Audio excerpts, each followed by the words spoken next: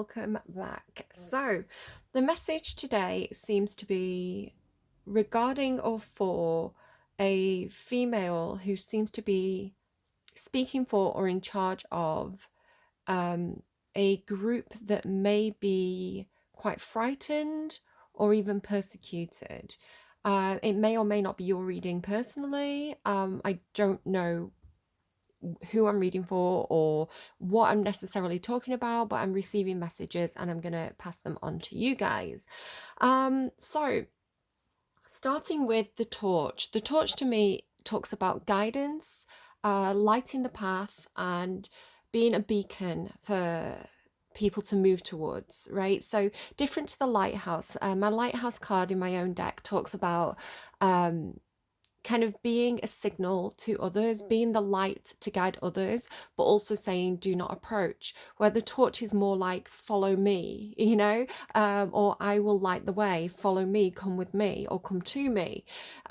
We also have snow, so I feel like snow was followed by the sword, so this feels to me like I'm hearing cover up. That's interesting. So snow to me in my own deck talks about kind of like a blanket over a situation, or ice. It can make things look really pretty. So if you think about when snow falls and it kind of covers up all the litter and the dog poo on the streets, and it kind of makes everything look really white and clean, there could definitely be a cover up. There's something coming through about cleaning or cleansing.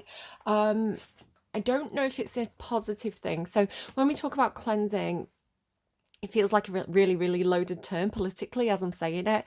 When we talk about cleansing in cleansing our aura, sort of in wellness and in spirituality, we talk about taking away the bad energy and kind of like letting the good, positive energy come through, right? This could have negative connotations. Again, I don't want to go into too much about what's in the news, but I am hearing cleaning, cleansing. I'm also hearing reprogramming, which again, if that's in a negative context, it's concerning. But there could also be something to do with tech or computers, or I'm hearing engineering, because I was also getting 100% guaranteed or shockingly accurate. And then I got a text message and looked at the time and it was exactly 10 o'clock. So I was seeing 100% like visually in my mind's eye and hearing 100% guaranteed, shockingly accurate. And then I got the confirmation because it was 1000, so like 100, 1000, it's like the full amount. I then heard full capacity. So a little bit like when your phone's charging and it gets to 100%, the battery's at full capacity. I'll just go through my notes while I'm on them, just so I'm not too scattered. The next thing that I got was, well, I got cereal, and I was shown something. I don't know because I couldn't tell by the image what the kind of colour was, but it was more of the sensation of the product. How does that make sense? Sometimes I don't know what I'm saying, like but it's intentional. It's like the guides are trying to get me to say something that they don't want me to know what I'm saying. So if that comes through weird, that's kind of why. And I feel like it's one of those things where they're trying to get me to say something, but they don't want me to know what I'm talking about, because maybe I wouldn't talk about it if I knew what I was saying. So what I was seeing was, specifically, it looked like to me a bowl of cereal, and it was either something like Cocoa Pops or Rice Krispies, which are, I think they're both by Kellogg's, but they're kind of like, if you don't have them in other countries and you're watching this video, they're kind of like puffed rice, like snap, crackle and pop kind of thing. You like the crispy rice and you pour milk on them and they make the noise. So yeah, either Cocoa Pops or Rice Krispies, something along those lines. And then I was hearing Captain Crisp. Now I tried Googling this because I thought, is this a brand? I thought maybe it might have been like an American brand. I couldn't come up with anything that was too clear. Things were coming up, but there was nothing that I thought, oh, that's what it is. So Captain Crisp. I thought maybe it was like a cereal brand or like a cereal bar, or, something like that. Unless, because I'm thinking of like Rice Krispies, right? Snap, crackle and pop. Like, because didn't they have like a little sailor hat on one of them? Like Captain Crisp? I don't know. Anyway, whatever that is. I don't know. Maybe it's like like the family as well, like the Kellogg's family, something like that. It makes me think of that film where they're all going like, ha ha ha ha ha ha ha ha ha ha ha ha. I think there was like a movie made about it. what else as well? I also heard fully connected and begin download. So there could be something where somebody's trying to get like 100% internet connection in order to download something. I'm also getting something about sound waves, so sonic waves, sonic boom, um, how sound ripples. What's it called? Like the sound barrier as well. You know, when something passes through the sound barrier, kind of in space, and it kind of makes that boom sound. Um, I saw a wind turbine, and then I saw like a radar screen. Obviously, radar that has been in the news recently as well. But is that how it works? Is that how radar works? It's kind of like sound waves, and then it kind of like pings back a bit like a dolphin's echolocation. So anything around sound waves or echolocation, or even kind of it's like a sonic boom. It's almost like a superhero move, right? Anything like that could be coming up, maybe in the news. I don't know. In the future, I mean. Then I heard, and again, I'm not a particularly religious person. I don't follow any specific religions, but I do believe in um, kind of God consciousness, if you want to put it that way. I definitely think there's something higher than us. I just don't think we've identified it through like scientific means yet. It's kind of like we call things magic until science explains it, you know. But I heard the word God and master plan, and got the plans. So again, it could be somebody's downloading some plans. I don't know. Um, then at this point, I heard the word crown, and I felt a sensation across my upper right side of my chest, as though maybe pulling like a seatbelt across or something like that. There was something about like a horizontal pressure on the right side of my upper chest. Before I started the reading as well, and I was generally channeling different things, I was just kind of like activating my ability to channel. I also felt what felt like a hand on my lower left side of kind of where my waist and hip join, that sort of area. I also felt like pressure as though there was a hand there. Um, when I heard crown, my crown chakra started opening up, which again is like a tingling sensation. And it's very, very common for me to get that when I'm going to get messages and like big downloads, or like, you know, have a lot of dreams that night. I feel a tingling sensation on the side of my head. That's my crown chakra opening up. And then I heard the word prepare. So I think some of you, again, I don't know who the reading's for. It could be for you, it could not. Leave the messages that don't fit. But I believe that whoever the reading's for, like the message will get to them, because my guides will engineer it. But yeah, it could be that whoever I'm reading for, or even like people in general, could be about to receive a big download, a big amount of information, which brings me back around to my cards here. So, this idea of snow being kind of like a cover up, or silence, or things that can't be seen, you know, like making things look pretty when they might not be so pretty underneath. The sword coming after this tells me that if there's been silence or things that have been covered up, and again, this could be a personal thing, it could be something in the news. I don't want to say that I'm talking about anything specific, but the sword card is a clear truth. So the sword can be a piece of information, it can be news. Again, it could be like a download, like there could be something on the internet, like WikiLeaks, where it's kind of like a huge amount of information and it just kind of like gets publicly a bit available, something like that. And again, it could be something on a personal level. So say there's been something where, you know, there's been a big secret at work, and then, you know, the truth comes out, something like that. So it could be a big thing, it could be a big global thing, or it could be on a personal level, but this is the sequence of what I'm seeing. The banquet with this as well, because the banquet talks about abundance. The sword as well is very honorable. So this would be like a whistleblower. It tends to be held by someone in a position of authority. So you would think we have a king and a queen on the table, the King of Roses and the Queen of Fire, who are quite compatible in these two decks. Yeah, the sword would normally be held by a king. So the sword to me talks about a visual kind of a visual symbol of authority, but also truth.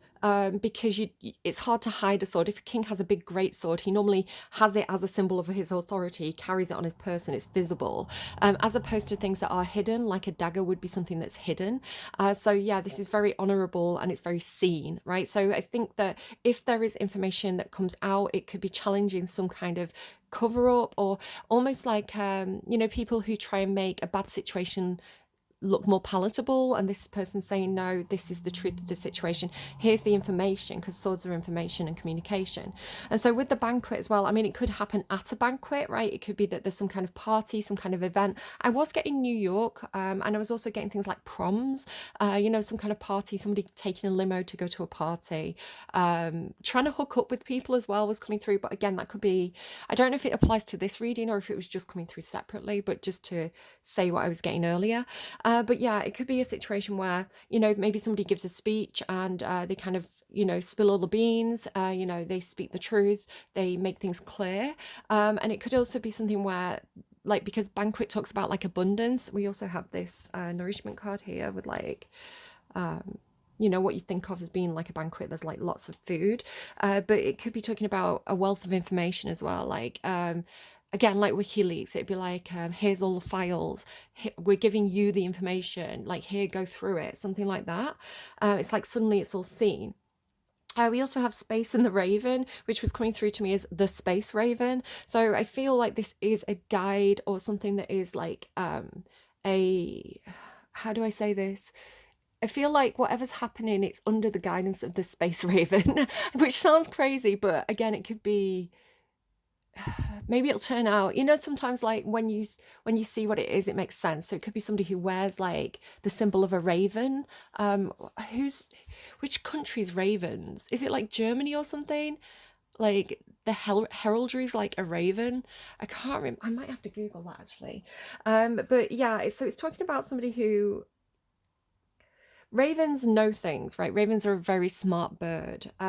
They tend to, there's this thing about like being a witness that's coming through, like seeing things, witnessing things, understanding things on a higher level, being able to see a situation very clearly because you see all the pieces of it. Kind of, it's like you see the whole chessboard. So, it's somebody who has that higher wisdom because it's space. So to me, it's talking about, it could be some kind of technological advantage, or it could be somebody who has some interest in kind of like space, or like astronaut type stuff is what I'm seeing. Let me just quickly Google. What would it be? Animal heraldry of a raven. It does say within British heraldry, the raven's believed to derive from a Norman symbolism, but I feel like it's a specific country that's a raven or a crow. What is the animal of Germany? Eagle. So I'm not sure. I don't know. If you do know, let me know in the comments down below. I'm going to have to research that a little bit more off camera. But yeah, that's kind of the topic that they want to talk about. So again, with it being the torch, it's like somebody who's, it feels like, so to me, because of what's on the table as well, it feels like probably this female could be somebody who's Cancer, Leo, cusp, but it doesn't have to be. This Queen of Fire character that's on the table, it seems like they are, because they're holding the light, right? They're holding the torch. Like with this picture, they're holding the candle. So it's like they are guiding people. And it's like on behalf of the Space Raven. Like the Space Raven, which could be some kind of spirit guide, is the one kind of downloading these messages to the Queen of Fire in order to lead the people in some sort of way. At first I was a little bit worried because it's coming through like this. These are the first two cards on the table, the Chariot and the Queen of Fire. So again, it's like Cancerian Leo, but it doesn't have to be. So it could be a cusper. But the Chariot, it talks about somebody who's in charge. Not only are they in charge, but they're in charge of a group of people or a situation that could go in two different directions. So if you think about the normal symbology on the chariot card, it normally shows a person in the chariot with two horses, a black horse and a white horse. Again, I was talking about seeing the whole chessboard, right? So it's like seeing two sides of a situation or two sides of an argument, which is very Libran, but I wouldn't say there's much Libra on the table here. So it's sort of, like I say, it's like being in charge of two separate energies pulling in two different directions. And I want to say, I was a little bit worried because here it's represented as this kind of, what even is that animal? I don't know, but it looks like it would be a predator to the chickens. So I was kind of like, it's like putting somebody in charge of a vulnerable group who would be predatory towards them. So that kind of was what was making me worried. So I don't know if it is the fact that it could be two separate characters, right? This character and this character. So it could be that the Queen of Fire is offering a different type of guidance. So where this character here could, have bad intentions towards the flock, if you like, this person could come in and stand there and say, hey, I'm offering you a different path, come with me. She is coming across as a bit of a Pied Piper character, which I'll kind of come back to, but there's something as well about whoever the flock is, right? So again, it could be a group of the population, it could be just like citizens, just people in general. Again, it could be like a workplace, whatever the situation is. It's like the chickens are scared, is the way that it's coming through to me. It's like they're in a state of panic, so they're in need of guidance, right? And so when for example, like the people of a country are scared and frightened and they're looking for guidance, sometimes people with bad intentions can step in and provide that leadership that's necessary, but for their own gain, where this person seems to be stepping in and saying, hey, come with me, I only offer you love and light and guidance from a higher place, right? So I do think that the Queen of Fire's intentions are good. Whether or not this is the same character or not, I don't know. But there could be some, when this thing happens, it could be that somebody's wary about this Queen of Fire. It could be that because people are scared, right? They don't know who to trust. So it's kind of like, sorry, I'll try and stop saying kind of like, I say that too much, but it gives me time to think when the messages are coming through very quickly, because I get the messages faster than I can speak. And so I use those filler words to just give me a second to turn what I'm seeing into words. So I'll try and slow down. Maybe people are talking very fast because they're panicked, right? But yeah, she does seem to be offering like love and light and guidance to a group that could be very fragmented, or again, it's two sides. So it's like two sides that don't trust each other, or need leadership, and she's stepping in and hopefully uniting people, because she can see the bigger picture, right? She can see the whole chessboard, both the black and white pawns, which talk about two sides at war with each other. So next we have the initiation and the crossing. So it feels to me a bit like trying to herd people, like trying to herd these chickens across a dangerous situation, right? Like the path is very narrow, they could fall off. So you would need them to be you don't want them to be like lemmings, right? I know lemmings aren't really like how they've been portrayed, but this idea of kind of like hustling and bustling, they could fall off. So you need to calm them down, reassure them, and get them across safely through this period that seems quite precarious with this initiation.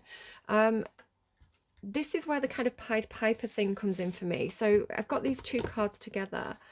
At first I was wondering, again, because I wasn't sure about the Queen of Fire's intentions, with the word hollow and with this kind of skull, it was coming through to me as though maybe somebody's words are hollow, or their intentions are hollow, but I don't think that's the case. I think it's more like, because it's the chariot as well, right? The chariot is the person in charge. They're the driving force, right? They have the steering wheel. I think it's something more like because this looks to me like the skull of the elephant in a way, right? I know it's not. This it's perhaps something more like a moose or a deer or an elk or something. But if you look at the proportions of it, it has this long kind of musical instrument, right, coming out of its mouth, which the trunk of an elephant is where it produces its noise. So this idea of this being the trunk of the elephant, and then the big ears would be these horns, basically. So it's looking to me as though and this robin as well as singing. So it is looking to me as though somebody's teachable, right? Somebody is with hollow. It's like they're waiting to be filled up. They're waiting to be filled up with information. They're waiting to be filled up with knowledge. They are teachable and they are listening. So these are both really, really good qualities. So it's kind of like somebody you can get through to somebody. Now, we could be dealing with somebody who's quite old as well. Elephants sometimes talk to me about ancestors. So maybe this is talking about that feeling of having an older relative who is kind of set in their ways and they're just kind of plodding on and not really paying attention. They're just kind of following the routine that they've had for a long time. Where this is saying that they are still teachable. They are still listening, you know. The good thing about elephants is they talk about things being tried and tested, right? This method works. Following my footsteps because we know that this is a path that has worked for us in the past. So that feeling is not necessarily a bad thing, and you can understand as well why perhaps older people are more set in the ways because they're like, this has always worked for me, so I don't want to change this because this is what works. So dogs barking, that could be relevant. But it's also talking to me about this person who is coming through as quite large, right? They are in control, they have authority, but they are teachable and they are listening. Not only are they listening to perhaps the words of God, but they're also listening to spirits. So this is talking to me about like a spirit guide, especially because robins can indicate like passed over relatives, passed over ancestors, as does the elephant. So they're listening to, it's like listening to new music. You know how music, again going back to like sound waves, you know how music frequencies can alter your the electricity in your brain. So if they monitor the electrical patterns in a brain and you listen to certain sound waves and certain frequencies, your brain can match the patterns that you're listening to. I think this is, again, I'm not a neuroscientist, but this is what I believe has been proven by science.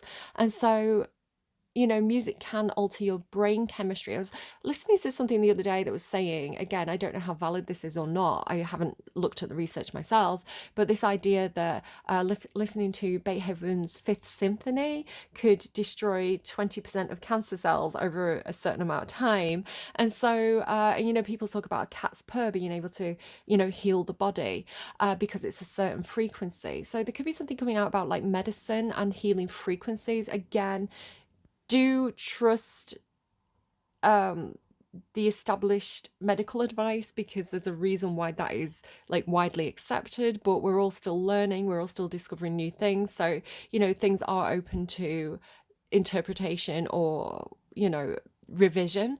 But there could be a move towards using sound or sonic waves or frequencies in medicine more. Over the next few months to the next year, I would say. Um, but yeah, this person, they're guided by spirit. Now, there's something coming through about, can you see how there's almost like a keyhole?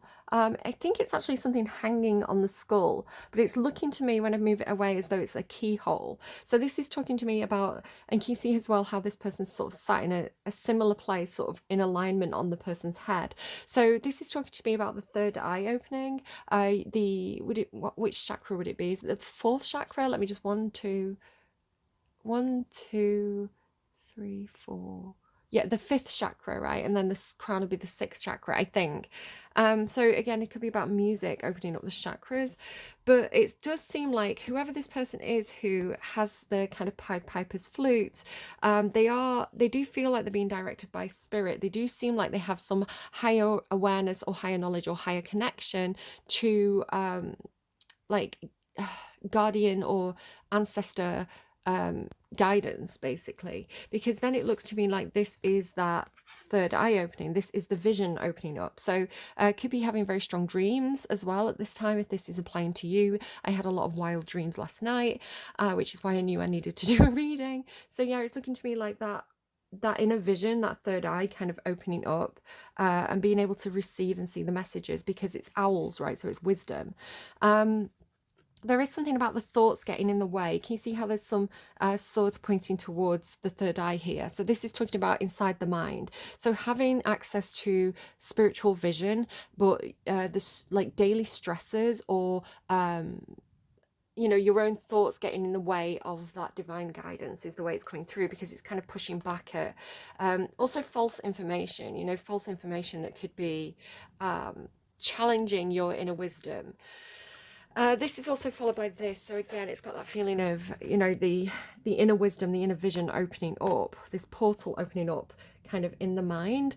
And it does seem to be giving you access to a higher view. I'm saying you as though this reading is for you, but again, it could be about a significant person in the world. I don't know. But it's this being able to see things more broadly, having the wisdom to see a situation from that kind of bird's eye view, because this bird-like spirit guide is coming through with their vision, right? They're the space raven. They're out in space. They've got that higher knowledge, and they're kind of like giving it to this Queen of Wands character, Queen of Fire character. So specifically here, this is Africa and this is Europe. I've got a little bit of Asia there, a little bit of America there at the side. So it could be Europe and Africa specifically that is being viewed here. Now, the interesting thing that happens here is then it goes to the lower world.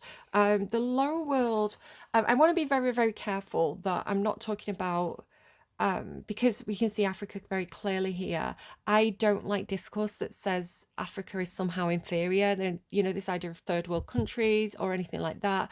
I don't necessarily think that advanced countries are always necessarily better. I think it's debatable. It depends on the specific circumstances. You could have a place that's very rural, and doesn't have a lot of technological innovation, that is full of love, and the people are happy and the people are healthy. So again, sort of technological advancement, or these markers of what we would consider a more advanced country is not necessarily better for the people. So I do really, really want to avoid talking about Africa as though it's kind of behind the rest of the world, because I don't think that's the case. And if Africa is not a country, Africa is a continent. So the individual countries within Africa as well, they're all different. Each one is very unique, and some are more some have more modernization going on than others. So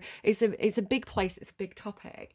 And same with Europe. There's places in Europe that are still incredibly rural, and there's places that are incredibly built up. So I want to really, really make it clear that I'm not saying that certain places are lesser than other places, because that's not what I'm saying. What I am seeing here is, it could be talking about the lower world as in south of the equator, but I don't think that's the case either. It's talking to me about, again, taking away the geolocation of these places. It's talking to me about, the lower world talks about the underworld, right? The hell, if you like, or a place of a lower vibration. Again, I am not talking about a geographic country or place or continent. I want to really avoid doing that. It's saying to me something like, hell is empty and all the devils are here. Because the lower world should be down here, because we do have like the devil, right? So to me, we should be talking about this on the lower plane, but it's almost like it's like hell on earth. Like there's something that's come up there where, and again, I don't want to scare people. I don't want to make out like it's this big apocalyptic thing. I'm just finding it hard to explain how I'm receiving this message. It's something like, because if we talk about our shadow side, right, we all have goodness and evil within us, and when things are good, when life is easy and, we're happy, it's easy to be kind to other people. But when we're really stressed and we're overworked and we're tired and, we're having a lot of issues where we're really stressed out and we're really scared, it's harder to be kind to people. So it's talking about, because a lot of the world is in this really stressed state, we're not being as kind to each other as we could be, and maybe our own personal shadows are coming up. But when that happens as a collective, it can make a situation that feels like hell on earth, is how I'm seeing that. So again, it's kind of like, this is why all these little frightened chickens need guidance. And again, I don't want to come across as being derogatory to people. Human behavior is a common thing that is shared amongst everybody. But having someone who is able to ground, and the Queen of Fire is lovely because she's so in control and she's so confident and she's a natural leader. And so to have a person like this in a time of crisis who can really tap into the bigger picture, or that kind of like higher guidance or spiritual, the spiritual vision, seeing the master plan. This is why we need that person in a time when everybody's kind of, I'm hearing running around like headless chickens, right? Everybody's in a panicked state where they're not thinking, right? They're having this emotional stress response, and the clarity of the bigger picture is not there for them. So this is what I'm really saying. So when this person steps into a situation where everybody's panicked and they're really just looking at, what's in front of them, what do I have to do next, I've got to go to work, I've got to feed the kids, where's my money coming from, where's my next paycheck coming from. So they're very, very like almost like bubble thinking, right? They're in that stress small worldview, not through any fault of their own, but because of the environment that they found themselves in. So again, going back to this idea of like the collective. So if this person comes in with their torch and their clarity and their higher mindset, where they can say, hey, everybody stop a second and listen, let's all just calm down.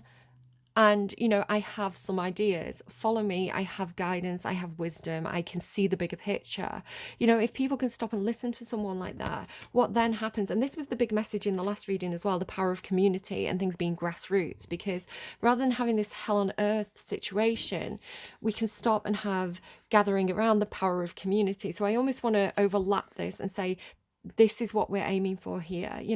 Look at how cold this is. Look at these cards if I compare them like this. So this situation where everybody's panicking and they need guidance, right? Everybody's pulling in different directions and they need you're never going to push, like a chariot with two horses could never get across that if the horses are frightened and startled and trying to run in different directions. You really need everybody to be on the same page and moving forward together to be able to cross that precarious situation. So where this is very cold and stressed and scary, the light of this one with her divine guidance coming through, and again, I'm not talking about any particular religion, I'm just talking about people who are able to take that deep breath, to analyze and not be,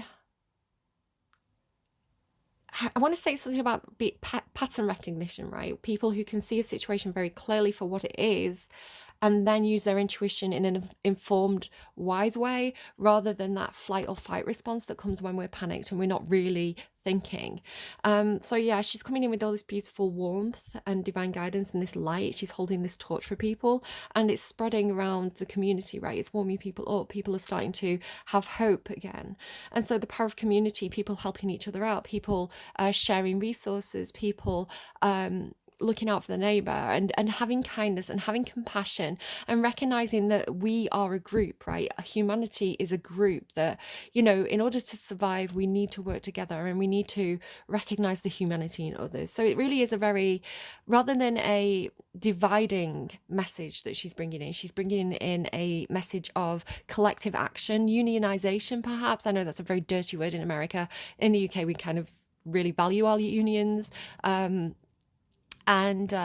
Yeah, I think, that kind of grassroots action is going to give people hope and light in darker times, And I think there's something as well about when we as an individual are shown empathy from others, when we're shown kindness from others, when we've been in a dark place and people have brought light to us, um, it teaches us how to do that for others when we recognize other people in that same situation. If we are in a place where we're struggling and the world is cruel to us, we can become quite misanthropic and really kind of hate people and become quite selfish. So it is important to pay it forward and to be the light and to show light and kindness to others, because it inspires others to do the same. And then we have this wonderful high priestess card coming through. So she was the queen of fire. The queen of fire is a wonderful energy because she takes action, and she pushes forward, and she's creative, and she's confident, and she really can make big changes in the world. And again, people love her warmth. She can be very charismatic. She can be very, if she's not, naturally beautiful, she has a kind of vivaciousness or charisma to her that people find themselves very, very drawn to. So the Queen of Fire really is a beautiful, beautiful card, but she's stepping up from this kind of earth maiden energy, this kind of, I'm very good with practical things. Perhaps I just saw a massive blackbird. Maybe it was a crow, a raven, or a rook, but yeah, it just kind of swooped across. So again, that guide just kind of showing itself there to us. But stepping up into this kind of spiritual wisdom, or this and when I talk about spiritual wisdom, I'm not talking about I go to church every Sunday and I read the Bible, therefore I am wisdomous. I am talking about, because I think there is a very closed mindset that can come with religious indoctrination and religious scripture, which again, I'm not entirely adverse to the more positive aspects of organized religion, but it definitely has a lot of restrictions and a lot of negatives as well. So again, I'm not here to judge your own personal belief system. You do what works for you, but just make sure that you take the messages and apply them. When you get messages about loving thy neighbor, or being the good Samaritan, or showing light and kindness to the world, take those, because I think sometimes religion gets hijacked by people who have bad intentions, and they promote bigotry, or homophobia, or quite cruel mindsets. So you really have to look at yourself and ask yourself, am I being a good, kind person right now? Or am I getting, am I angry, right? Am I vindictive? Like, what frequency am I operating on? And is that God worshipping? Is that what Jesus would do? Like, I don't know. Like, I there's so much kindness that's preached in religion that I think, turn the other cheek. Who is without sin cast the first stone. There's all these great messages, and yet people somehow use um these beautiful words to, they cherry pick the bits that work for them, and then they use it to attack others. I don't think religion is a message of you know cruelty and we're better than you. I think religion should be a message of, let's help each other, let's be human to each other. So anything that doesn't fit with my own ideas of spirituality, which is about the higher vibration and being the better person and being kind, and all the messages that I was taught in primary school, right?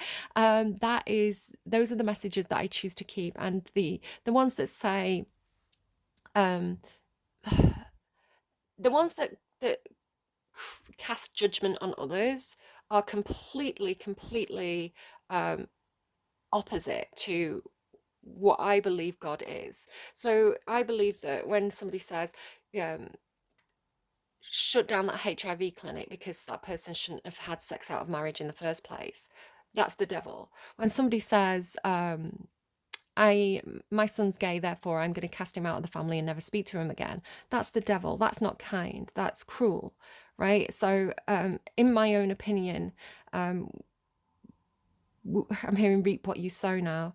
um he without sin cast the first stone, turn the other cheek, right? It's not for us to judge, right? We as humans do not have the right to judge someone um as though a god would judge them. That is not our place in the world. So I hope that makes sense. Again, that's my own belief system coming through, but I am connected to something up there right now. So I don't know. Listen, you think what you think. If you want to accept my message, go for it. If you want to get angry at me and be a total Karen on the internet and shout at me and, say mean things, then I don't want to be part of whatever religion you're part of, because I think you're a prick. Okay, moving swiftly on. So yeah, this person, she, and the High Priestess card is so lovely because it really does come in with um, this feeling of patience. It's almost like the Temperance card, right? This kind of Sagittarian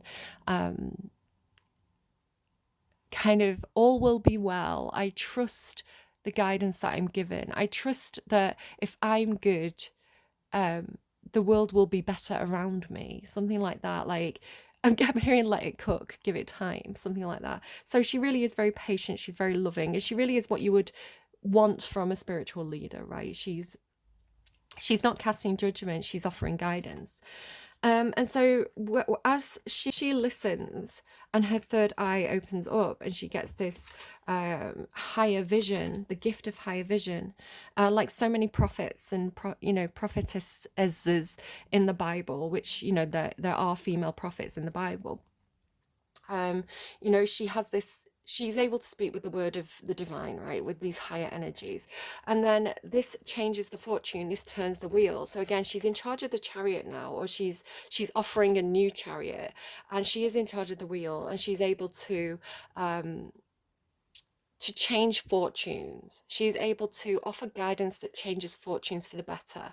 So again, you've got this feeling of her peering inside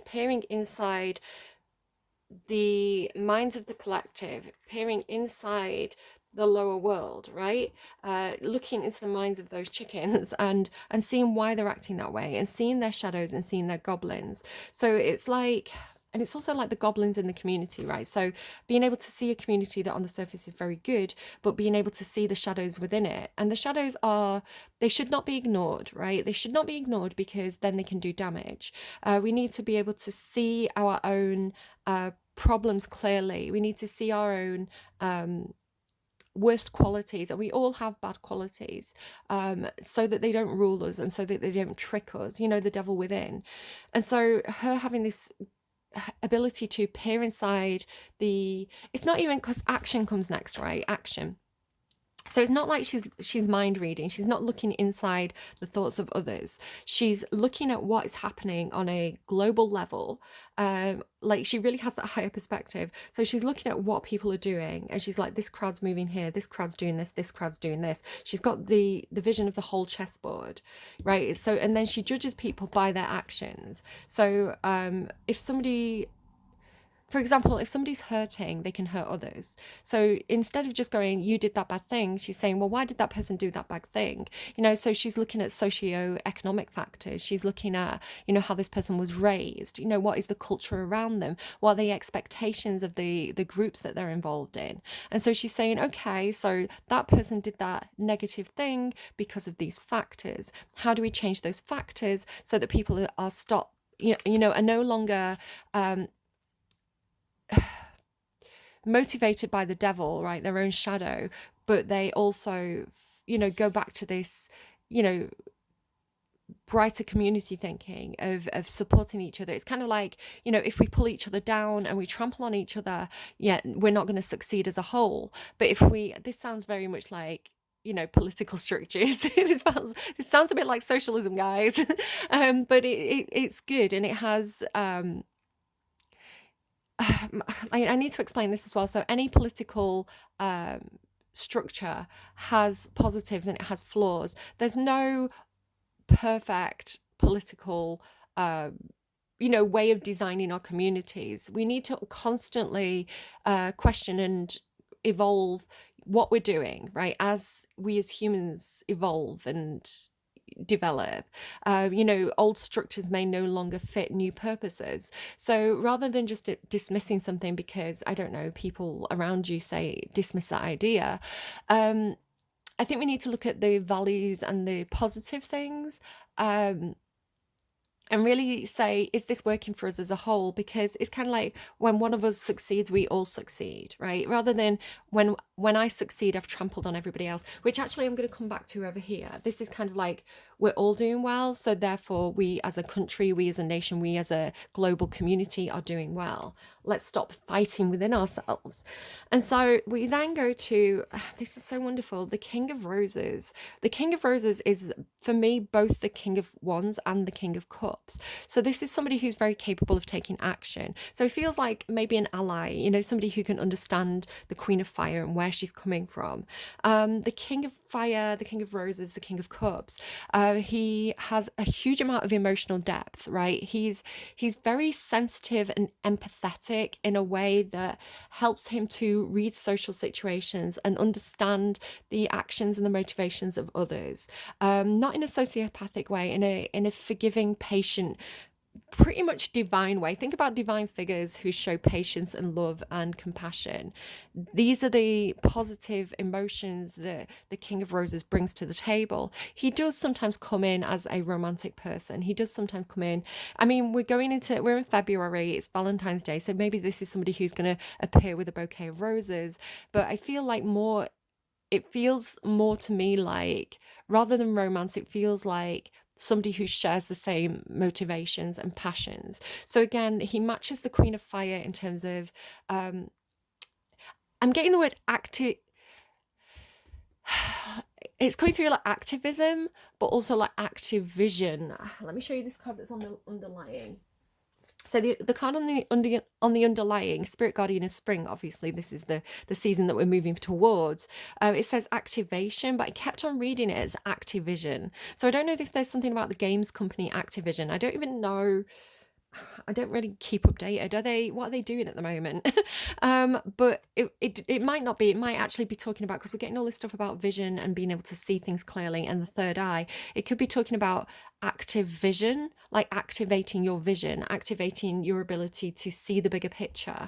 But yeah, it could also be activism, right? Again, I'm talking about grassroots, like unions, things like that in this reading, you know, working together as a collective, working together as a team, love thy neighbor, you know, you know, getting out and speaking to people and finding common ground. And so this could be the King of Roses. I wonder as well, like, I kept on seeing roses for months and months and months recently. Like every time I meditated, I was seeing roses. And then a Labour politician knocked on my door. She was like canvassing and talking to the community and seeing what community problems there were, which is what politicians are meant to do. And she was lovely and she was great. But the symbolism for the Labour Party in the UK is a red rose. And I was like, I wonder if that's why I've been seeing roses. Maybe I need to get political. Maybe I need to join the Labour Party. And again, there's no single party that is without its flaws. I know that the Labour Party is coming under some criticism at the moment, and I believe some of it is valid. I'm not entirely happy with everything that they're doing, because they've taken this middle ground approach, which is great for uniting different groups of people and bringing people to the centre ground, but also it means that they're pandering a little bit to some of the policies that would be perpetrated by other political parties. And I'm like, well, I didn't actually vote for Labour, to be honest. I did some tactical voting, but you know, that's not what people voted for them for. Labour wouldn't have won in my area, so yeah, I had to vote strategically. Again, I've got like a background in politics. I did a lot of it in university, so I understand, like, you know, what was going on in ancient times with the democracy in Athens, and you know what went on in Rome from moving to like kings to the republic to an empire. So again, I know a lot of stuff about how politics works and the history and background of politics. So yeah. Anyway, moving swiftly on. The serpent. So the serpent, again, could be talking about when politics gets very polarized, right? Which again, I do understand why centre ground politics is good. Tony Blair, who is another Labour leader, he got in on centre ground politics. Again, maybe I could also do a lot of valid criticism of some of the decisions he made globally. I'm laughing, but I don't know, it's not something to laugh about. But again, so having, we had people like Jeremy Corbyn, who's extremely left-wing, extremely socialist. He actually got more votes than Keir Starmer, who's the current Labour politician. More individuals voted for Jeremy Corbyn, but because of the way that our politics is done, he didn't win the majority, like he didn't win and become prime minister. But yeah, Keir Starmer taking a more middle ground approach is what got the Labour Party back into power. So I understand why they take the it's a whole thing. It's a whole thing.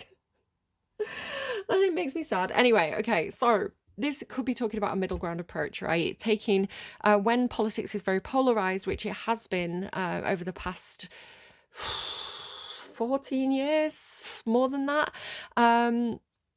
We're really seeing a separation of, like, for example, in American politics, the recent campaign was basically one of the narratives that they were running was men versus women. Do you want a male president or do you want a female president, right? Rather than it being on policy or what's good for everybody, it become very splintered in that way. And so just to add as well, if you're interested, I believe that when there's a narrative that's very polarizing, it's designed to make us fight amongst ourselves instead of asking questions of the people who actually are able to change policy, right? Really, we need to be talking about the people at the top and saying, what are they doing for us, rather than fighting amongst ourselves? Because if we fight amongst ourselves, then they're sitting pretty and they can do what they want, right? So think bigger picture, guys. So again, it's this feeling of like bringing the upper world and the lower world together, not seeing things as being fractured anymore, but seeing this kind of I don't know, it could also be Kundalini energy. There could be something sexual going on. But then action being able to be taken. Action because, if you think about big events that united people, and again, not everybody's on the same page with this, but we had something, I'm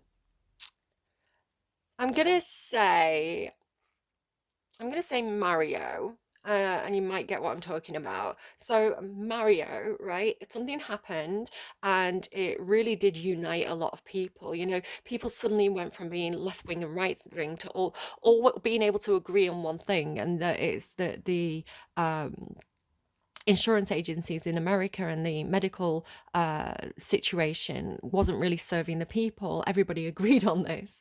And so there could be certain situations that really do unite people with a common goal, which is brilliant, right? Especially if we've had fractured I don't want to say disabled, like immobilized, when the population is in a state of fear, panic, when everything seems very chaotic, when everything is very polarized, it prevents the collective from being able to take action as a group, as a whole, right? We cannot hold our leaders responsible if we're fighting amongst ourselves and we're panicking. So being able to unite with a common goal is actually good for the majority of people.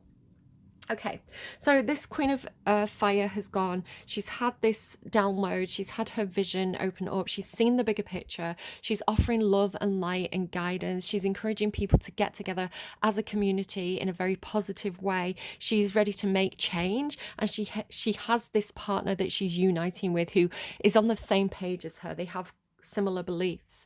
They're ready to take action. We now come into the Nine of Air, and remember, she was kind of getting a bit haunted by her thoughts back here. Again, the Eight of Swords talks about literally like kind of your mind being like a jail cell, right? So it's with the Nine of Air as well. The Nine of Air is like the Nine of Swords. It talks about extreme stress, extreme anxiety, extreme fear, almost as though these two cards together put you in a catatonic state, right? Catatonic, great word, thank you guys. That just came out. I didn't even think that word, it just came through.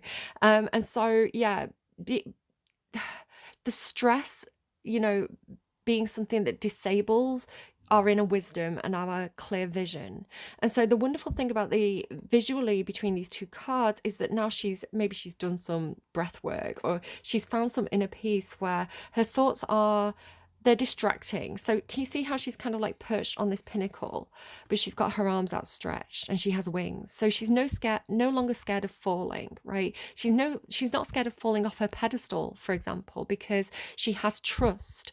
So it could be talking about because the swords are now white doves. So yes, they're still flapping around, right? They're not chickens running around with no heads anymore. They're able to fly for themselves. They're able to choose their own direction and choose their own path. So she has faith now in, it doesn't matter if I fall off my pedestal, because the people around me know what to do now. I trust that my community can can survive because they're all the same now, something like that. Again, let's definitely not talk about, let's talk globally, and about togetherness and not having war or not having prejudice or injustice like that. I want to say it's not about color or anything like that. It's about um, what is good for all of us, right? What is good? No, it doesn't matter what your age is, what your race is, what your gender is, what your your sex is, your culture is. There's certain key things that humans need in order to self-actualize, which brings me to what is something that is also a little bit problematic, but this idea of Maslow's hierarchy of needs. So Maslow's hierarchy of needs talks about in order for humans to have self-actualization, to be the best that they can be, to climb to the top of their own personal mountain and have success, they need to have their basic needs met first. So this talks about the need for safety, to feel safe, because if you don't feel safe, you're in this constant fight or flight stress state, which is very unhealthy for you. It can literally take the calcium out of your bones and things like this. You can get very, very ill if you're in a constant state of stress and fear. It talks about food, being able to, I learned about Maslow's hierarchy of needs when I was doing teacher training, because if a child walks into a classroom and they haven't had breakfast and they're hungry, they're not going to be able to concentrate on the lesson, and they're not going to be able to understand, they're not going to be able to make the most out of that experience. And so this is why breakfast clubs got very popular. When people were really struggling with food bills, and still are, quite frankly. What else as well? Um, so love, to feel loved and to have validation, to have people who are supportive around you. So the hierarchy of needs comes from the basic needs of shelter, food, water, safety, and then you go to collective communities, groups around you, people who love you, people who value you, feeling these things. And then we go to self-actualization. When all our needs are met, we're able to really pursue the things that, interest us, and we're able to focus on them, and we're able to achieve those goals, get those grades, get that job, do well at that job, start a business, whatever it is that we personally are capable of doing, but we're kept from doing because the societies that we've built keep us chasing the next paycheck, or worrying about keeping a roof over our heads, or worrying about food bills, or worrying about gas prices, or fighting with our friends and family over stupid issues like gender, which, don't matter when we think about, okay, so you might be a different gender to me, but we both need to eat. We both need water. We both need a place to sleep. We both need to feel safe. What's preventing us from having those things, right? Everything else is a distraction designed to keep us from demanding fair treatment and proper policy from those who are able to do those things, from the people who do have power. It's the devil at the bottom of the pyramid stopping you from being able to climb. He's pulling on that rope and he's keeping you down. The interesting thing here is that the devil in this card does have a skull as well. These are two different decks, and we have sort of similar imagery, right? The skull underneath the flesh. It could be something about stripping something back and seeing people clearly. But I think for me, it's some sort of visual indicator of taking off masks, unmasking.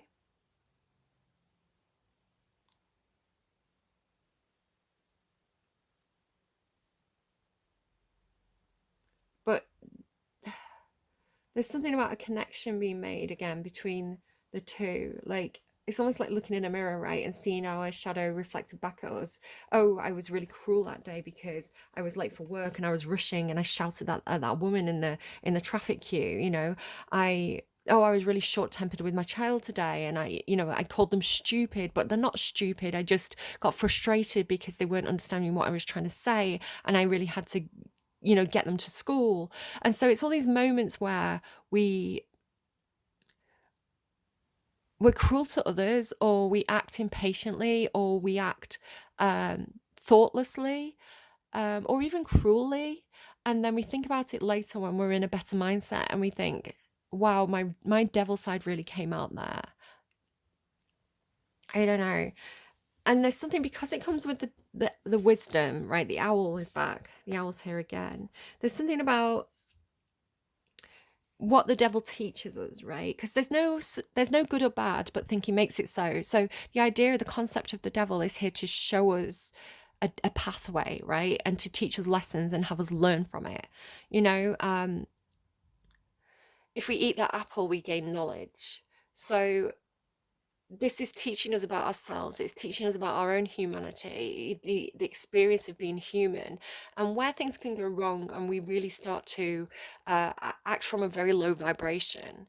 And so recognizing it ourselves helps us to recognize it in others, and then have empathy, and be able to put things in practice and have policies and procedures that are aimed at helping people get away from that part of themselves and more towards um, a higher energy where, you know, they're no longer acting from that place. It's very easy to kick downwards. It's easier to kick downwards than it is to punch up, right? And again, we don't want a society where you succeed on the bodies of others. So I mean, maybe you do. I don't know who I'm talking to. Maybe you're a right twat. I don't know. But I think most people who are coming to tarot readings tend to be quite good-natured individuals. And so this idea of being like, well, no, I've never stolen a loaf of bread, but I've never been starving. And if I was starving, I could definitely understand why I would be tempted to steal a loaf of bread, right? But whose fault is it that we can't afford bread? You know, like look at Let Them Eat Cake, like Marie Antoinette, right? Who is in charge of food prices, or the transportation of food? Who is in charge of growing food? At the moment in the UK, we've got a lot of stuff with farmers and inheritance tax, where people are saying, hey, we're the ones that grow the food. And so again, that is a very nuanced discussion. There's a lot to unpick there, which is interesting with the last card of this reading, this term unpick. But again, it's kind of like what is good for all of us, right? We're not talking about what's good for the few. We want to talk about what's good for the many. Because if society breaks down and becomes very stressed and very angry, and really acting from those lower vibrations, it's not good for anyone. People start to rob the houses of the rich people, for example. So if you're a rich person and you don't want, this angry mob outside your house, share the wealth, right? So, again, I'm not encouraging revolution or anything like that. I'm just telling you that I have I know my history and I know human behavior. And when you know your history and you know human behavior and you put those two together, you do get that mindset of the high priestess, where she can really see the patterns and she can really understand what's happening on a higher level, right? Where she's not blinded by the day-to-day bullshit that goes on in the news, right? She really sees the bigger picture, which is wonderful, because there's something going on here as well about this idea of like, because the devil's at the bottom of the ascent, it really is talking about like getting to the top of the pyramid, getting to the position of power, getting to the because again, she's driving the chariot, she's in charge of all those people. So it could be somebody who gets to be a boss of a company perhaps, but she gets to the top, and then she looks back down and she looks at all the people that she stood on to get to the top. It's kind of like the head cheerleader on the top of the pyramid, right? She wouldn't have been able to get there herself. She relies on the people supporting her from below to lift her up. And if the bottom rungs of the pyramid fall away, does she have those wings to be able to support herself, or is she also going to fall? So this is talking about valuing the people who got you to the place that you are now. But there's also something about looking down and seeing how, because again, there's this idea of like things being hollow, right? The hollow bone. So getting to the top, achieving some kind of goal and getting there and finding it hollow. I wanted that degree and now I have the degree. It's not what I expected it to be. Or, I got that position, but I don't like the job that I'm doing. Or, I achieved power, but I'm really stressed and I don't think I want to do this anymore. So it's that idea of having a goal, but then achieving the goal and it feeling hollow, like a hollow victory. Because there's something about looking back and seeing the devil that got you there and acknowledging that, like bittersweet, I suppose. And so again, I don't know who I'm talking about here. Again, might be just random ideas, but there's something about then being able to see the miracle. It's like from the higher position, from again, perhaps it is this idea of kind of like when all your needs are met, when you've got enough money that you don't have to worry about money anymore, when you have a comfortable, warm home and you can afford the heating bills, when you have good food on the table and your body and your mind are nourished by all the vitamins and minerals that your body needs to be able to function at full capacity. You know, when you achieve that comfortable state and you start to self-actualize, um, maybe it does, maybe you do start to see the miracles, maybe you do start to trust. Maybe it's talking about manifesting, I'm not quite sure. So it's something like, okay, so I got to the top of this place, there's nothing here for me, but now I can see the miracles, now I have the vision. Yeah, it's like, how do I explain this? It is. It's like when I did my degree, right? I did my degree and it didn't get me anywhere, right? I got my degree and I was like, well, now what do I do with it? Why do I have this? But when I think about what it taught me along the way and the critical thinking skills and the knowledge of politics and the machinations behind that and the, you know, different cultures and all the knowledge that it gave me, the way I see the world now is different to how I saw the world before I got my degree. And so while the degree itself isn't doing a huge amount for me, like in terms of work, the clarity and the critical thinking skills and the vision it's given me are important. I'm very, very blessed to be fortunate enough to have been able to do an arts degree. Rather than kind of like a practical skills training. You know, I didn't do my degree for money. I did my degree because I actually wanted to do the degree that all the rich white men who control the world do. So I did a lot of politics, I did a lot of classics, I did a lot of Shakespeare. I was like, I want the degree that the posh people throughout history have done, because then I can see what they're doing and I understand why they think the way that they do. I don't want to be like them. I want to know them, right? It's like know thy enemy. And then we have this interesting, okay, it's like meeting of minds. Sorry, I'm just shifting around on my chair at a higher level. And it's kind of like, again, I don't know what the situation is between this Queen of Wands and the King of Roses, but it's kind of like they meet each other. They're both at the top of their pyramids, right? They've both achieved that pinnacle of their ascent, and they're looking at each other from their own viewpoint. And then it does say karmic relationships. Now, karmic can be good or bad. It's not, I know some people are like, oh, it's the karmic, as though it's a bad thing. But again, it's something about this person's in your life to teach you lessons, and therefore they are a gift. So even if the devil is in your life to teach you lessons, the lessons they give you are the gift. The knowledge is the gift, right? It doesn't mean you have to love this person or trust this person or spend time with this person, but you can appreciate the lessons that life has given you through this relationship. Orion energy, polarity, soul growth, and conflict. So it is this idea of kind of like two people looking at each other with their own responsibilities, their own life, their own communities, and understanding that there is conflict here. But there's something really beautiful about this card. That we also have like wisdom here as well. And we also have over here, look at these cards, sorry, they're off the edge of the table, it's quite a big reading. So I get this idea of kind of, they're both on the mountains, right? They're both on the top of the mountains. But if you look down at your own mountain, right, whatever that is for you, for me, it's a mountain of laundry that's sat next to me that I'm ignoring, that I need to fold. But if you look down at where you came from, your past, your history, your community, your culture, you look down at the world below you, you may not have a clear vision of it. However, if you look across the horizon and the landscape at the person stood on the top of their own mountain, you can see the face of that mountain clearly, right? You can see what it took to get that person there, and they can look and see your mountain clearly. So not only are they seeing your success, they also have the wisdom to perceive the devil. Again, this talks about ancestors and the past and the history.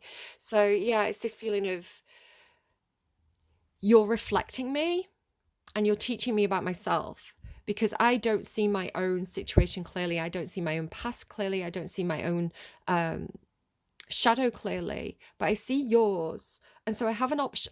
I have the option here to either project onto you my own shadow and say that person's evil, that person's bad, or I can say, hang on a second, we have a lot of similarities, and I can see their faults, and I can see the faults with their community. And I need to also ask myself, does my community also have those same faults? Am I in this position of power because others have been trampled on? So probably in some way, shape or form, yes, if we're honest with ourselves. Especially if you have some kind of in Rome they called it the cursus honorum, and it was basically it was the main way to climb the career ladder, right? But it kind of started out like a pyramid. So there was when you were sort of 18, you went and did your military service, and then you kind of came back and you kind of did different admin jobs and things like this, and maybe you'd be in charge of like a small territory.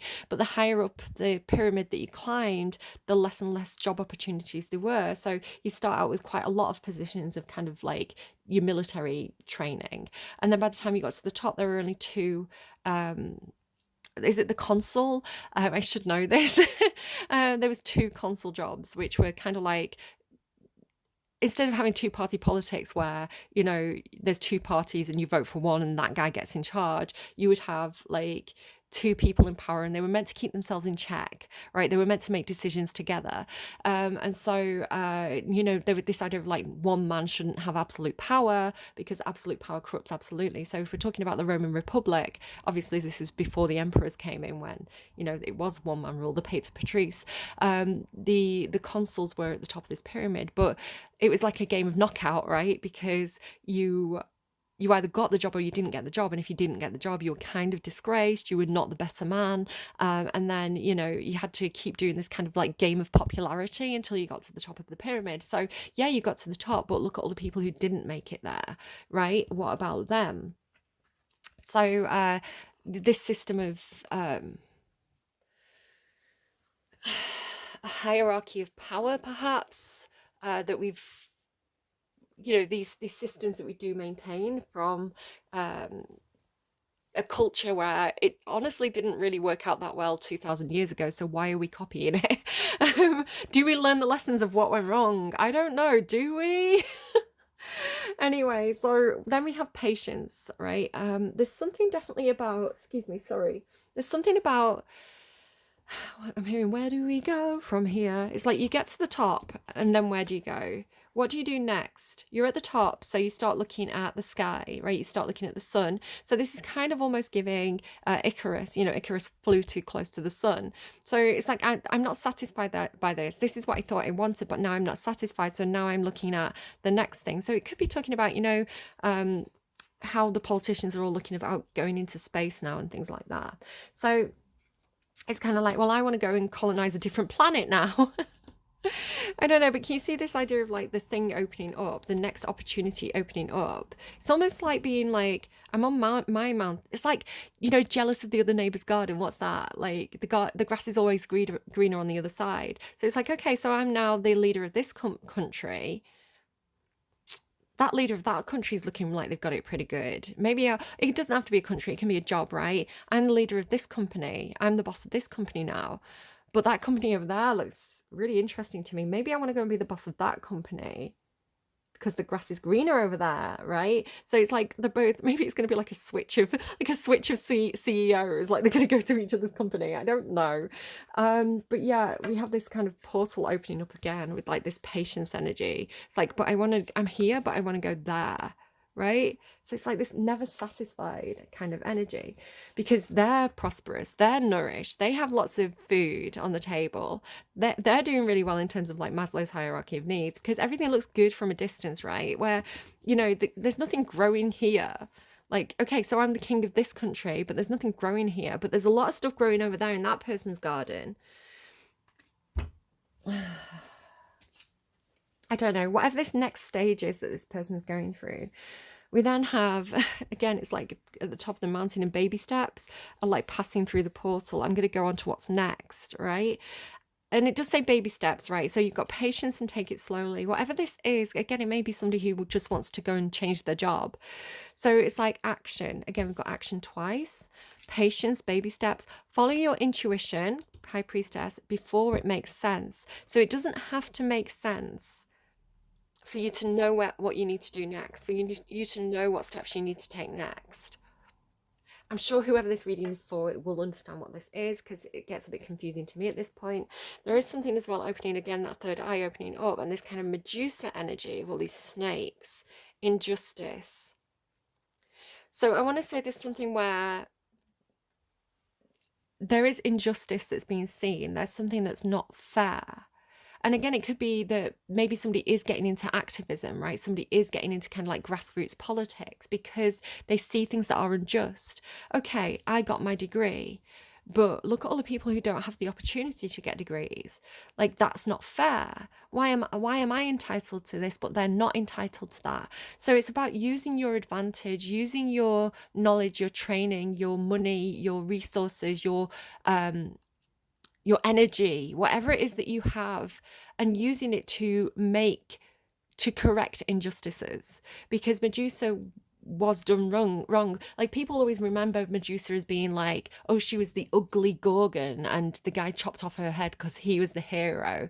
No, an injustice was done to Medusa. This having the snakes was her punishment, because I think she did something actually really, really good. I can't actually remember specifically what she did. Again, I studied classics, but there's a lot of myths. Um, Let me Google quickly. Medusa.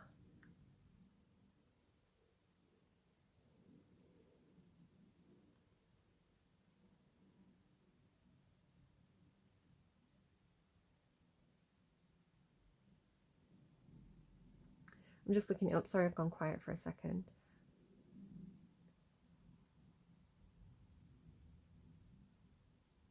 Oh, so it's by Ovid. I love Ovid, one of my favourite writers. In the late version of the Medusa myth, the Roman poet Ovid, so this was a revision of the myth, and Ovid likes nuance.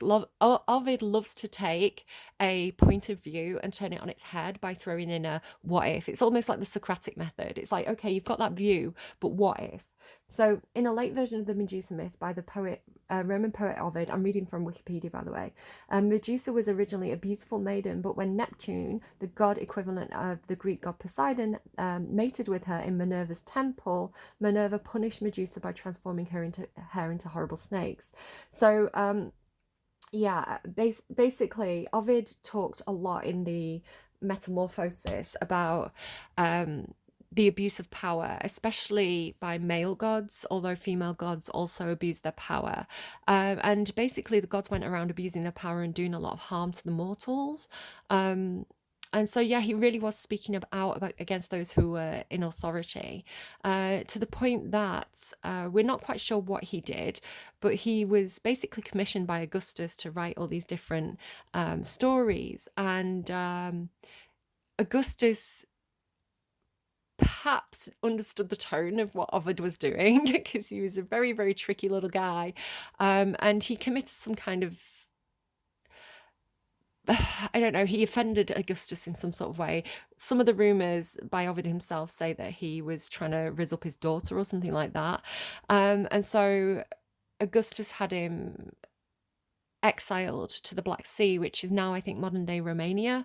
I basically had him cast out of what by that point was basically a kingdom, right? The edges of the empire.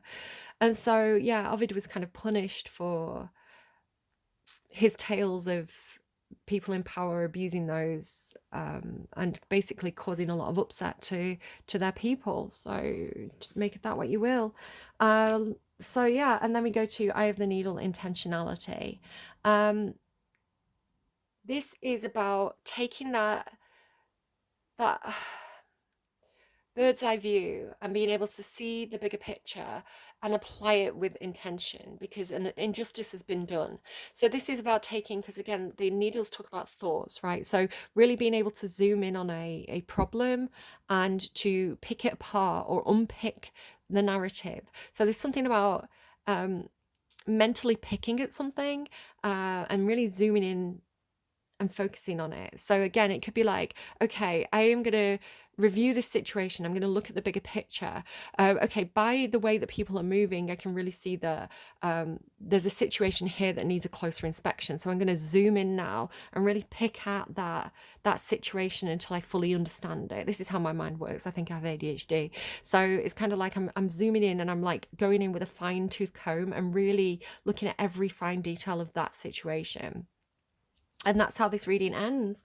So I don't know, was this your reading? Are you that person? Because it seems like a lot of power and a lot of responsibility that I'm definitely glad that I don't have. On the bottom here we have Activision. So Activision, again, it definitely could be something with that gaming company. Activation and Spring with First Breath and Beginner's Mindset. So there's definitely something new coming in. The Muse, which again is an inspiring person, somebody who's very creative. They have a lot of ideas. The Dragon's Layer, which again talks about the centralized power, perhaps. What else do we have? Take a break, a life's work, not a season, get off the treadmill. So it could be that somebody's a little bit caught up in what they're doing, and sometimes taking a break is good because it can help you come back at a problem with a clear mindset if you've been a bit hyper focused on something. Four of Air talks about resting. So again, it could be that maybe somebody wants to take a hiatus. Maybe they're going to be between jobs for a while they reassess. Chameleon change and soul retrieval. And also the Page of Swords. So get more information, do your research, take some time to do this. Again, if you're planning some kind of big life change, a big career change, having that downtime and having the rest so that instead of your brain being monopolized by the work that you were doing and, whatever day-to-day stresses were going on with that previous situation, again, it doesn't have to be a job, having that downtime, that rest time, maybe you're having kind of a few months off, reassessing, acquiring knowledge, planning, and then you can go into making an informed choice in the future. Again, trust your own judgment, know your situation best. I don't know your finances or what workplace you're at or anything like that, so I'm just reading cards. Apply it as it fits. Don't quit your job because of one tarot card reading. Can we get a little bit more guidance, please? I'm going to get a song for you. Material Girl by Madonna. Living in a material world and I'm a material girl. Talk about capitalism. What I love about the music video of that, though, is the guy turns up with the roses and she's not having any of it. And then at the end, he kind of gets a bit more down to earth and he's less showy and less trying to impress her. And he's just more it's more like he's impressing her than, all the shiny things that he could give her. So go and watch the music video to Material Girl and you'll see what I mean. Anything else as well? Any guidance? Any advice? The Less I Know, the Better. The cover, I think it is by The Blossoms and Miles Kane. Someone said they left together. I ran out the door to get her. She was holding hands with Trevor. Not the greatest feeling ever. I said, pull yourself together. So yeah, The Blossoms in isolation. Maybe somebody's again, maybe part of that hiatus is isolating yourself for a while. Kind of sometimes when we're around a lot of people, there can be a lot of other voices in our head. Sometimes people can give us a lot of advice that's very well intentioned, but it actually can just confuse us. So sometimes we have to kind of take ourselves away and take a step back and say, but what do I want? What do I enjoy? What do I want to do? Not what Dave the milkman says is a great idea. He's telling me to invest in Bitcoin, but do I want to invest in Bitcoin? Maybe Mary down the pub is telling me that I should go and work with her, but maybe I don't want to do Mary's job. So it's kind of okay, people are giving you all this advice that's well intentioned, but when you isolate yourself and you clear out all those voices, what's right for you? Because what's right for you may not be right for Dave or Mary, but it could be perfect for you. So, I don't know. I hope this reading was helpful to you. Please take care of yourselves. I don't know when the next reading is going to be, but I've probably given you a little bit of food for thought to carry on into the next few months. Again, the previous reading, if you haven't watched that, was all about, and it's around the time of the election. And I think a lot of the advice in that reading, I took to heart and I really tried to apply myself, because it's like the chaos hit, right? Every time I opened social media, there was another news story about something crazy that was going on. And so like, and people were having all these hot takes. So I don't know, I really felt quite stressed and scared by everything that was in the news. And I'm not saying that there wasn't anything to be stressed and scared about, because I think there definitely is things that are happening that are very worrying and very concerning.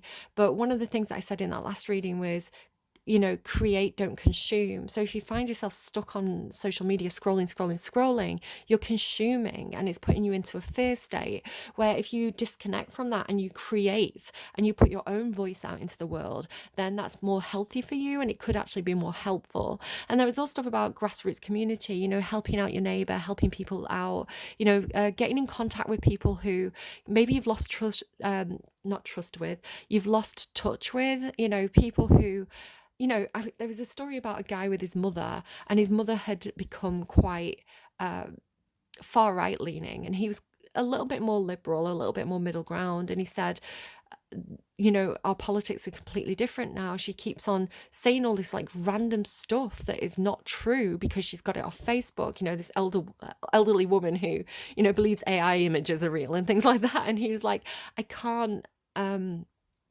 I feel like our relationship's ruined. And she was always such a brilliant mum. She was always so loving. She was always so supportive. And so the things she's saying now just don't sound like her. And it's really ruining our relationship. And so the advice in that reading was reach out to these people and remind yourselves about why you have that relationship in the first place. Remind yourself about the good times that you spent together. Don't talk about politics. Don't talk about, the things that are hot topics. Talk about that time that you went to feed the ducks and the dog fell in the water, or talk about, the time that you went on a road trip and got lost and ended up eating ice cream in the car, all those good memories of togetherness and love and the connection. Because all the media is trying to do right now, or even if it's not the intention, it's the effect, it's separating us and it's immobilizing us and it's stopping us from being able to think clearly and make good decisions that better ourselves, because we're in this fear state. We're all the chickens right now. So go and watch that last reading if you've been struggling with these things, because I think it was very, very helpful. And also, I hope this reading's helpful too, because I think it's there was a lot of stuff in it that, I think we can all work towards being better people and being calmer, more patient people and being more compassionate. And I think this reading really is talking about that. And I think that goes beyond culture, religion, politics. Remembering that we're all human and we all have the same needs, right? We all need to eat. We all want to have a safe home. So we have more commonalities than we do differences, and that's really important to remember. All right, I hope that was helpful. I'm going to go and get a cup of tea. Have a good day. I will see you again when I see you. Bye, friends.